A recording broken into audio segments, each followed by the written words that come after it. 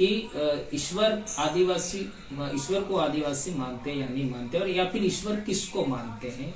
तो जिसको ईश्वर यानी ईश्वर को आज तक किसी ने देखा नहीं, कहने का मतलब वह कौन है, कैसा है, उसके बारे में कोई जानते नहीं है। तो इसको कई सारे धर्म ग्रंथों में अलग अलग तरीके से बताया गया है। तो हम लोग आदिवासी पूर्वजों के जो विचार का अध्ययन करते हैं, तो आदिवासी समाज के अंदर एक महिला और एक पुरुष दो, और इसके बाद में प्राकृतिक नियम, ये तीन चीजों को मिला करके ही सृष्टि का निर्माण होता है, प्रकृति का जो निर्माण होता है, इस बात को माना जाता है। जैसा कि हम लोग फूल के अंदर भी ये बात देखते हैं, तो फूल के अंदर भी एक पुंकेसर होता है, एक स्त्री केसर, अर्थात एक पुरुष होता है और एक महिला होती है। और फूल का जो निषेचन है वह भी प्राकृतिक नियम से होता है, यानी वहां पर भी तीन ही चीजें हैं। इसी तरीके से हम लोग जड़ तत्वों में देखते हैं, यानी आपका जो पदार्थ में देखते हैं, तो पदार्थ के अंदर भी सबसे छोटा आपका अणु होता है, अणु से भी छोटा होता है परमाणु। परमाणु में भी तीन चीजें होती हैं, इलेक्ट्रॉन यानी माइनस, प्रोटॉन यानी प्लस, और ये दोनों जुड़ते हैं वो प्राकृतिक नियम से जुड़ते हैं। यानी तीन उदाहरण दिए, तीन उदाहरण के अंदर तीन चीजें हैं, और इसको और आगे बढ़ाया जा सकता है, लेकिन मैं इससे आगे नहीं बढ़ना चाहूंगा। ये तीन चीजों के अंदर तीन चीजें हैं। अब ये तीन चीजों का जो योग होता है, उसी को हमारे पूर्वज सब कुछ मानते थे, सर्वोच्च शक्ति मानते थे, और इसको प्रकृति शक्ति भी कह सकते हो। विभिन्न आदिवासी समाज हैं, उसको अलग अलग तरीके से उसका नामकरण करते हैं, और पूरी दुनिया के अंदर ये एक जैसा विचार प्रारंभिक जमाने में था। लेकिन मेरे को ऐसा लगता है कि ये जो हमारे तीन को मिला करके जो एक सर्वोच्च शक्ति का जो सोच था, कालांतर में ये जो धर्म वाले लोग हैं, इन्होंने इसी को मिला करके अपने पूर्वज को, यानी इसका मानवीकरण करके ईश्वर बनाया होगा, ऐसा कहा जा सकता है। तो जिसको ईश्वर की जो अवधारणा है, वो उसका जड़ में आदिवासी है। आदिवासी के जो विचार का विकृतीकरण करके या मानवीकरण करके ईश्वर बनाया गया, ऐसा कहा जा सकता है। दूसरी बात यह है कि आत्मा के बगैर भी आपका दर्शन को नहीं समझा जा सकता। आत्मा किसको कहेंगे? ये कहा गया है कि आत्मा अजर अमर है, वह न मरती है न जन्मती है, ऐसा कहते हैं लोग। तो इंसान के मरने के बाद है आत्मा का फिर पुनर्जन्म होता है, ऐसा कहते हैं।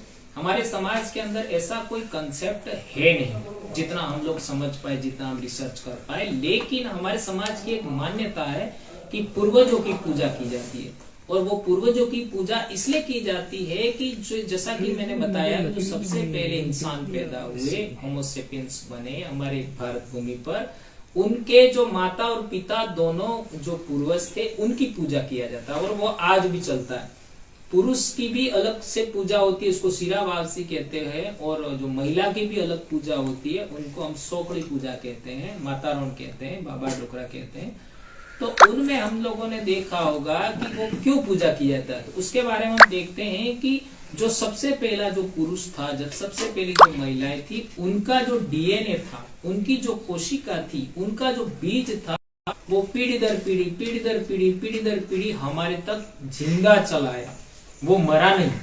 यानी जो सबसे पहले जो पुरुष थे, सबसे पहले जो महिला थी, उनका जो बीज है, उनका जो डीएनए है, वो दूसरी पीढ़ी में, तीसरी पीढ़ी में, चौथी पीढ़ी में, इस तरीके से जिंदा जिंदा जिंदा जिंदा आज हमारे होगा, ऐसा। तीसरी बात है पुनर्जन्म के बारे में हमारे पूर्वजों में कहने का मतलब एग्जैक्टली अभी तक हम लोगों का पूरा रिसर्च चल रहा है। लेकिन पुनर्जन्म होता है या नहीं होता है, उसके बारे में कहने से पहले मैं ये कहना वाली नहीं थी। तो उन्होंने अपने आसपास जो लोग थे, वो चूंकि एक ही साथ पैदा हुए थे, इट मीन्स वो एक ही समाज के लोग थे, ऐसा कहा जा सकता है। माना कि वो हो सकता है 10 भी हो सकते, 5 भी हो सकते, 15 भी, 20 भी हो सकते हैं। तो उन्होंने एक दूसरे को अपने हाव भाव के द्वारा उसको समझाने का कोशिश किया होगा, एक दूसरे को शेयर किया होगा। उस तरीके से शब्द बनते चले गए, और इन्हीं शब्दों से एक बोली जो एक दूसरे की समझ के अनुसार जो समझ सकते थे, ऐसी बोली का विकास हुआ होगा। और हम ये मानते हैं कि वो बोली भेली बोली थी, और इसी बोली के आधार पर उन्होंने अपनी बात सबसे पहले एक दूसरे को शेयर किया होगा। तो उन्होंने जो प्राकृतिक घटनाएं हैं, जीव जंतु, पेड़ पौधे, फसल, यानी आपका आसमानी घटनाएं जो घट रही हैं, उनके बारे में एक निश्चित सोच बनाया होगा। और एक निश्चित सोच बनाया होगा, वह सोच धीरे धीरे धीरे धीरे करते करते आज हमारे तक आई, पीढ़ी दर पीढ़ी। क्योंकि आदिवासियों के बारे में कहा जाता है कि आदिवासियों ने कभी दस्तावेजीकरण नहीं किया। उनकी जो रूढ़ी प्रथा है या फिर जो रीति रिवाज है या परंपराएं हैं, जीवन मूल्य है, जीवन शैली है, समाज व्यवस्था है, वो पीढ़ी दर पीढ़ी मौखिक रूप से हस्तांतरित होते हुए हमारे तक पहुंची। इसमें ये कह सकते हैं कि जो सबसे पहले जो होमो सेपियंस पैदा हुआ है, बील पूर्वजों का पुरुष या महिला पैदा हुए होंगे, उनसे लगा करके आज तक हो सकता है वह कितनी पीढ़ियां होंगी ये अपन नहीं कह सकते, लेकिन जितनी पीढ़ियां थी उनका अनुभव सिद्ध ज्ञान, नंबर 1, उनका जो अनुभव सिद्ध ज्ञान था, उनका प्रकृति के बारे में जो सोच थी, पेड़ पौधों के बारे में सोच थी, जीव जंतुओं के बारे में सोच थी, इंसानों के बारे में सोच थी, वह सोच क्रमशः डेवलप होती गई, विकसित होती गई। और इस तरीके से आदिवासियों का जो संस्कृति है वो विकसित हुआ, आदिवासियों की जो बोली है वो विकसित हुई, आदिवासियों का समाज व्यवस्था, आदिवासियों का पूजा पद्धति, आदिवासियों की विवाह पद्धति, आदिवासियों का गणतांत्रिक राज व्यवस्था, ये सब क्रमशः विकसित होते चले गए। और इसी के आधार पर आज की तारीख में हम लोग जो विरासत, हजारों लाखों पूर्वजों की जो विरासत है वो आज हमारे तक चली हुई आ रही है। तो इसके बाद में आप लोगों ने देखा होगा कि हमारे देश में कई बाहरी लोग आते हैं। आज 2500 साल, 2600 साल पहले सबसे पहले ईरानी लोग हमारे देश में आए थे। और वो ईरानी लोग मीडिया या फिर आपका फारस, ये जो 2 प्रांत थे, वहां से आए।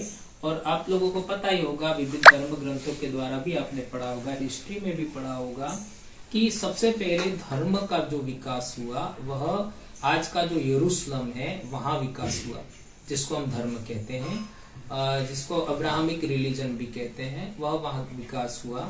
जो असीरिया, ईरान के पास में असीरिया का जो राजा था, उसने जो इजराइल पर आक्रमण किया, आज का इजराइल, उस पर आक्रमण किया और वहां से यहूदी लोगों को वो अपने साथ ले आया और ईरान के मीडी इलाके के अंदर उनको ला करके बसाया। और उसी टाइम में ईरान के अंदर जरथुस धर्म का जो आपका जोरास्ट्रियन धर्म होता है उसका भी डेवलपमेंट होता है। और इसके बाद में क्रमशः विभिन्न ऐतिहासिक घटनाओं के बाद में बहुत सारे लोग पूरी दुनिया के अंदर फैले, यानी जो धर्म जिसको हम कहते हैं, ईश्वरीय धर्म जिसको कहते हैं, वह वहां से धीरे धीरे पूरी दुनिया के अंदर गया। वो उसका कोई भी नाम हो सकते हैं, जिसको ईश्वरीय धर्म है वे सारे वहां से शुरू हुए, ऐसा कहा जा सकता है। तो हमारे देश के अंदर, विशेषकर आदिवासियों के अंदर जो सोच थी, एक विचार था, वह ईश्वरीय धर्म के आधार पर नहीं था। ये बात हमें समझना होगा। ये चैनल पर वीडियो पहली बार देख रहे हैं तो चैनल को सब्सक्राइब करिए। मिलते हैं अगले वीडियो में, तब तक के लिए जय जोहार, जय आदिवासी, जय भील प्रदेश।